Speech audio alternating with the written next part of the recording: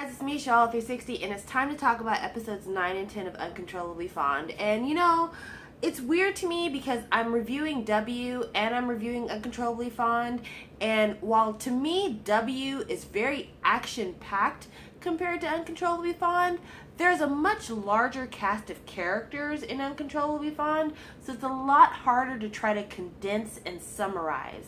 And so I'm going to try to concentrate on the stuff that I found to be the most important, but definitely I'm not going to be able to cover everything, and if you find that my summary is kind of lacking, I really do apologize about that, but there's just way too much ground to cover here. First of all, there were so many kind of who knows what kind of things that went on in this episode. Jun Young finds out that Jae-tae is actually the son of his birth father. We find out that Assemblyman Choi's wife is this conniving woman, and that's not even his kid. Jae-tae is not even his blood son, and we find out a whole mess of other background issues going into everything, and it's a lot. It's a lot. So let's just start with kind of the whole Jun Young Noel dynamic. So at the end of episode 8, she calls him because she's finally kind of given up on any relationship she could have with Mr. And so she doesn't really like fall completely into his arms, but she basically says, you know, since you are my boss, I guess I'll go ahead and, you know, be close to you after all. You know, just kind of really like, I'm giving you a little bit, not really revealing, you know, how much of herself she has already fallen for Jun Young. And of course, he's pleased as punch, like huge smile, so happy. You know, I mean, he loves her. He just loves her. He's uncontrollably fond of her. So the next day, they're on the set of like, I guess it's a modeling shoot between him and the actress Kim Yuna, which is the actress that the company said he was in a secret relationship with, that they had to come public because of the whole proposal with Noel, and I don't know, that whole convoluted thing. Like, okay, I have been into K-pop and K-dramas now for a number of years, and this just doesn't even sound like a realistic scenario. Like, a celebrity trying to call attention away from a celebrity relationship wouldn't then turn around and have a dating scandal with some regular person. Like, I've just never heard of that happening. If you know of that happening in K-drama history, please leave notes down below, but it seems weird to me. It seems weird to me. But anyway, him and Kim Yuna are in this CF together, and they're modeling and everything else, and then after that they have a press conference where the press wants to have all the juicy details about their relationship. And of course, Kim Yuna, she's more than happy to talk about it because we already had established in episode 1 she kind of has a crush on him, so she wouldn't mind for this to be a real relationship. Jun Young, on the other hand, he's all about Noel, and basically what he had to say to the press was, mind your fucking business, leave me alone. And Kim Yuna is kind of like, you know, I don't see why you like that girl when I'm Kim Yuna and I'm so fine and we look so good together. We should make this a real thing. And he basically tells us, listen, I appreciate that you were a smokescreen for me, but don't get it twisted. I don't want you. I never asked you to do this shit. You did this because the label asked you to do this, so stay in your lane. And of course, she's mad about that because, you know, here you are, glamorous celebrity woman, and glamorous celebrity man would rather have that regular girl holding the camera than have you. She storms off, trips over a light cable, it knocks him in the head, and of course Noel's like, oh no, Jun Young's in the hospital, I gotta go see him.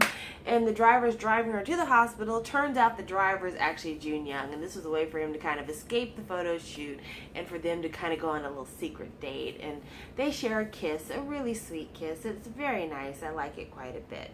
Now, while they're doing all this, Jae-tae, Mr., he's decided that he's going to totally give up on Noel. So he's going to pay off her meals over at their favorite noodle restaurant. He is going to disconnect his phone, and he's never going to see her or her brother again. Which, you know, I feel personally that if he's going to try to do her a favor, it would have been cooler of him to pay off her loan sharks, than to pay for her meals, because she could feed herself if she didn't have to feed the loan sharks. But you know, it's drama land. You can't ever solve people's problems that way. Like, still to this day, I'm wondering why June Young hasn't paid off her loans for the loan sharks. Like, this is still a debt that's hanging out there, and I'm feeling like if he's dying and he's trying to win her favor, instead of buying burgers for her brother's school, pay the loan sharks. That sounds reasonable to me. But anyway, he's given her up and has decided to pursue his romance with Jung-un. And Jung-un is the fucking worst person. Like, I'm not very happy with the assemblyman's wife. We'll talk about that in a moment.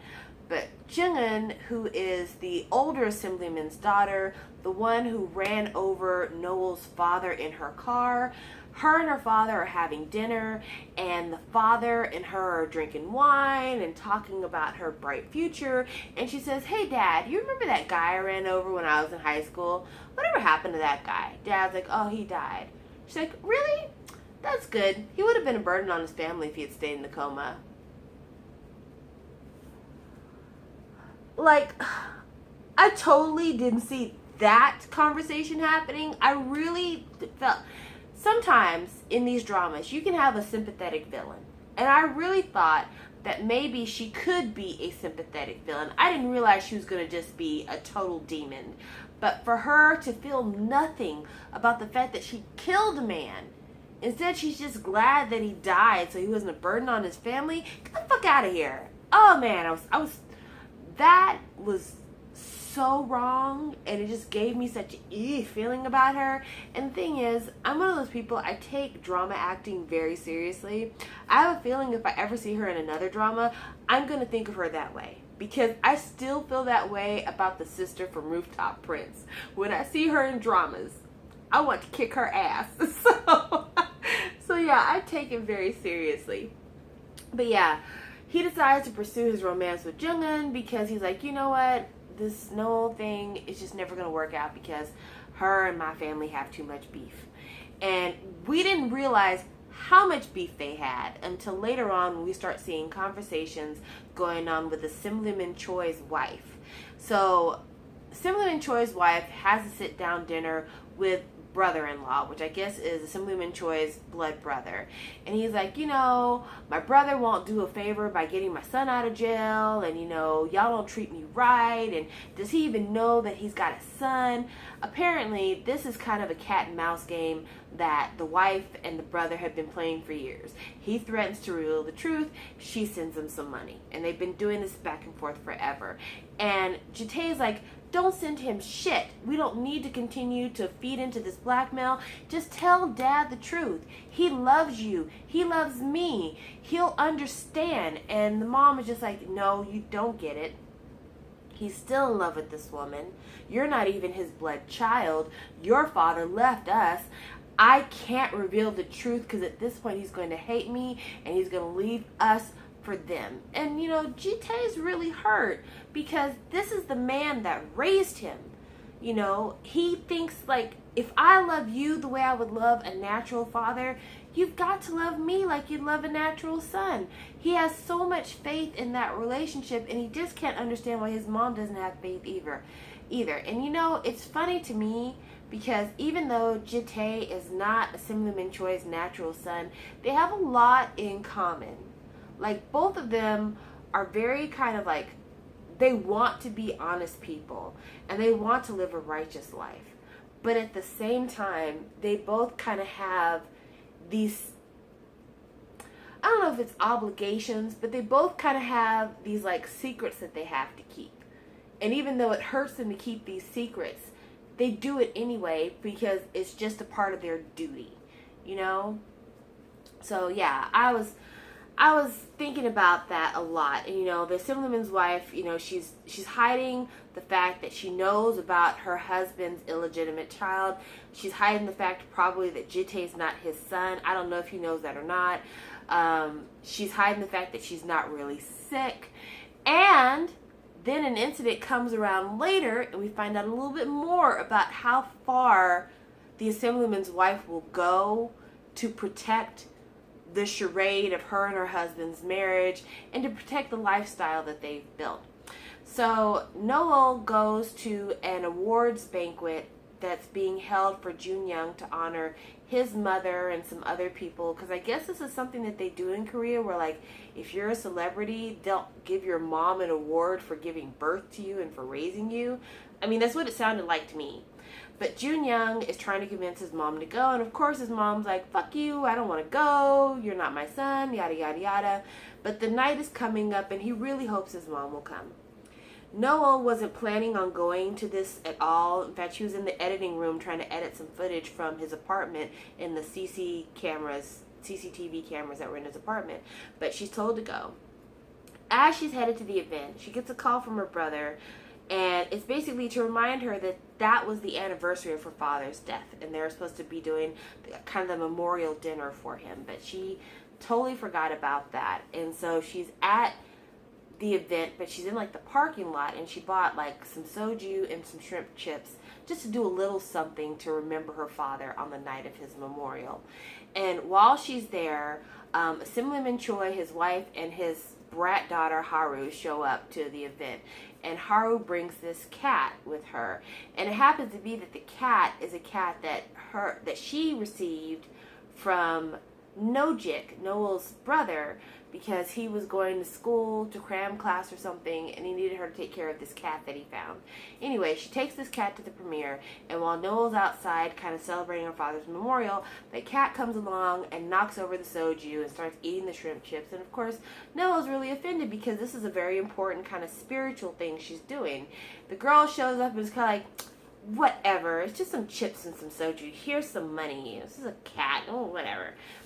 And of course, Noel, she's like, thumps her in the head like, hey, you know, get some fucking manners. Doesn't matter what I was doing out here. The fact is, your cat ruined it. The father shows up, and he's just like, oh, well, you know, here's some money. I'll take care of it. And the girl's like, you know, my father died today. And she's saying it not to try to get him to be sympathetic. She's saying it because she's trying to jog his memory. Of course, he couldn't be bothered. Who would remember little people like her? So he offers her a little bit more money. Jun Young comes out of nowhere because he finds out Noel's in the area. She wasn't supposed to be there. You told her not to be there, but she ends up showing up. And he shows up, and he tells the assemblyman, you need to apologize. So he tears up the money. It's like, you need to apologize. And the assemblyman's like, you need to learn some manners, young man. And, you know, they have this kind of tense standoff. So after that happens, the assemblyman leaves, and Noel's gonna take the money that the assemblyman dropped on the ground. And it's just like, it's a really low moment for her. And of course, Jun Young like tears up the money. He's like, you don't need this money. And she's like, yes, I do, because I'm poor and I don't have any dignity, and I'll take this money. And I mean, at this point, Jun Young's had enough. You know, the girl that he likes is reduced to picking up money on the ground from his illegitimate father, who just talked really awful to him. His mother doesn't want to even acknowledge that she has a son, much less be honored by people for having a successful son. He gets on the phone with his mother, and he's kind of like, you know, I don't understand why you hate me so much. I told you so many times, I don't have the kind of morals that it takes to be a prosecutor. But I've become somebody famous. Some people want to honor you for being my mom. They're trying to show you that you did a good thing, that there's nothing to be ashamed of. Why are you so ashamed of me? And the mom, totally missing the point, is like, is it because I used to work in a bar? Is it because I stole pork? Do you think that's why? And he's just like, you know what, fuck it. I'm done with this. Well, Noelle is in the van. And she's in the van, and she's thinking about her father and how loving her father was. And it's the night of his memorial. And then she thinks about how she lowered herself to the ground and picked up these scraps of money from the man who basically covered up her father's killer. And she's in the van thinking about all this, and Assemblyman Choi is standing in the middle of the street laughing on his cell phone because, you know, that's safe. Don't be on the sidewalk. Be in the middle of the street doing this stuff. And she just loses it. And she gets ready to run him over. And she's about to do it. And at the last minute, Jun Young pushes the assemblyman out the way, and Noelle runs into a pole. And of course, Junyoung gets up immediately from that, and instead of trying to ask the assemblyman if he's okay, he picks up Noelle, takes her to the hospital to get her treated. Well, Noelle's in the hospital, and, she's thinking about everything. Her brother calls and is like, what are you doing? She's like, I'm editing, because she didn't want to tell him the truth. But while she's thinking about everything, I think she's just at a point like, you know what? I lost it just then. And I just need to get away from all this. I need to be free of all the things that are making me feel held down. I feel held down by owing money to loan sharks. I feel held down by being in these tough jobs. I feel held down from people constantly preventing me from having justice in my life and making me feel like I'm lower than them. I just need to be free. And Junyoung is prepared to do that for her. He is prepared to take her away on a long vacation. So while he's in the hospital, Jae comes and like, hey, thank you for saving my father. Get it? He's my father. Doesn't that impress you? And of course, Junyoung's like, I don't give a shit. I don't care about that guy anyway. Because he's mad at that guy. But he's ready to take Noelle on this vacation, and she's ready to go. She's like, can we just be gone forever? Can we just never come back? Which, I'm sure she doesn't mean that because she loves her brother, and she would want to come back for him. But they're ready to go on this vacation. Junyoung has bought all their supplies. He bought her lingerie. They're ready to go. Well, they're standing outside the hospital, and Junyoung's about to go get the car, and he has one of his attacks because, he's still dying from this brain cancer. He has one of his attacks, and while he's on the side of the car trying to get over it, the police show up and they arrest Noelle for attempted murder of the assemblyman. And right before they arrest her, the assemblyman had told his co-worker or his assistant, whatever, I don't want to press any charges. Who pressed the charges? The assemblyman's wife. And that's when we find out that not only is the assemblyman's wife pressed charges against Noelle for attempted murder of the father, but that the reason why Noelle had all these loan sharks on her back all this time was because she had proof that the assemblyman had a slush fund, because he's not as innocent and pure as he may seem. And they sued her in court, and they won because, they got more money, and they were probably able to, frame her up nice and good, political nexus and whatnot. And so she had to borrow the money to pay the settlement, and that's why she owes the money to the loan sharks. And this is the reason why I was really pissed off at Jae, because your family fucking did this to Noelle, and you've been sitting here all this time pretending to be her friend, smiling in her fucking face, seeing how she's been lowering herself to the fucking ground to be able to pay back these loan sharks because your family ruined her. And here you have Rolex watches, fine suits, all this stuff. It probably wouldn't have taken anything for you to pay this debt off for her if you felt so bad about how this was ruining her life. You could have paid this off for her. You could have made her life easier. What kind of person are you that you know that your family is such dirtbags, and you sit here and watch this woman suffer, and you have the ability to get her a better job, make her more money, pay off this debt for her possibly, and you don't even try? You're the fucking worst. I've never had such a not case of second lead syndrome in my life. Usually second lead I suffer from on a continuous basis. It's very hard for me, but this time, absolutely not. Absolutely not. The second lead here is just as despicable as everyone else in this show. But yeah, the mom has not only tried to ruin Noelle's life behind this whole slush fund investigation thing, but then turns around and accuses the girl of attempted murder, which, not saying for nothing, it was attempted murder. She meant to kill the assemblyman. But thinking about all that the assemblyman has done to her, I get why she snapped. I would too. You covered up who killed my father. You tried to ruin me financially when I had real dirt on you. And then, as I'm trying to mourn my father and make a living, you throw money at me like I'm a beggar, and you ruin my father's memorial dinner. My life is in shambles, and it can all be traced back to you. I'm ready to kill you. So Noelle's in jail, and she dreams about her dead father comforting her, and she's crying, and it's a terrible time for her. Jun Young wanted to rescue her from the police. At the time that the police arrested her, like I said, he was having his fit. And so he wasn't able to even get off the ground until like the very last minute. And as she's being driven away from the parking garage, he tries to follow the car, and she sees him stumble and fall in the street. And somehow or another he manages to make it back home, but he's trying to call his lawyer to try to get her out of jail because he really does care about her, and he really is trying to make things better for her, and he's willing to do what it takes to try to get her out of this trouble that she's in. But the CEO of his company, I don't know if this is typical when it comes to entertainers, but apparently his CEO is like the ruler of his life. He passes out in his bed from, the sickness he has. When he wakes up, the CEO has brought bodyguards to trap him in his room so he can't go anywhere. And then the CEO has called this boy's lawyer and told the lawyer, you're not allowed to represent this girl in court or do anything to help her. And my thing is, where do you get off? Who told you you had the power to run my life like this? And of course, Jun Young is like getting progressively more ill. He's very, very sick. He's locked in this room. He's under stress because the woman he loves is in jail behind some bullshit. And he reaches out to the one person that you wouldn't even expect him to reach out to. He calls his mom. And thank goodness she finally wakes up and can hear that he needs help.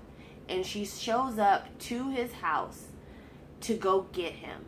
And this is after Noel's brother finds out she's been arrested and teary-eyed begs Jun Young to help her. So the mother shows up, and he's on the floor, and his lips are colorless. He's completely pale. He's very sickly. The mother's like, son, I can't believe you're in here like this. I can't believe they'd lock you in here like this. Instead of saying, Mom, help me, he says, Mom, help me, help Noelle. And that's where we kind of cut out. And first of all, kudos to Woo Bin. You are acting your ass off in this show. When you're super happy, when you're super hurt, when you're sick, just every emotion that he's portraying in this show, I connect to. Like, I don't particularly find Woo Bin to be very attractive. Like, face-wise, not my type. Body-wise, absolutely. But face-wise, he's just not my type. But his charm lies in his emotions and the way the emotions play on his face. And he can make you fall in love with him. Like, I'm starting to fall in love with him in this show.